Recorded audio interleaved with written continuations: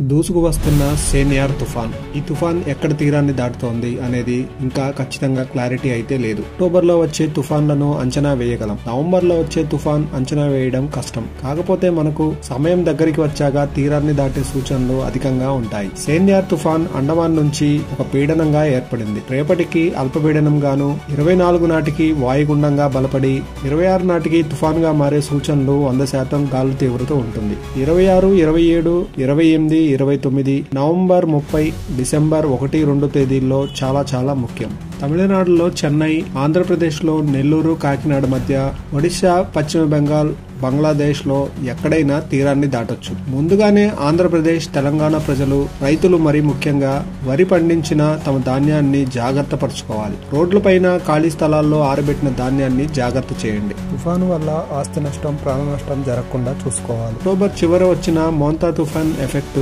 చెట్లు, విద్యుత్ స్తంభాలనే నేలకు ఒరిగించడం, కోతకు గురి కావడం ఎన్నో చూసాం. తుఫాన్ వచ్చి వెళ్ళాక మొత్తం రికవరీ అవడానికి 24 గంటల పైనే సమయం పట్టింది. అలా జరగకుండా ముందుగానే జాగ్రత్తలు తీసుకోవాలి. విద్యుత్ తీగలపై వేలాడే చెట్ల కొమ్మలు తొలగించాలి. లోతట్టు ప్రాంతాల ప్రజలు అప్రమత్తం చేయాలి. సేన్యార్ తుఫాన్ ఎక్కడైనా తీరాన్ని దాటొచ్చు.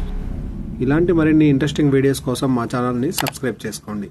నోటిఫికేషన్స్ కోసం బెల్ ఐకాన్ని క్లిక్ చేయండి.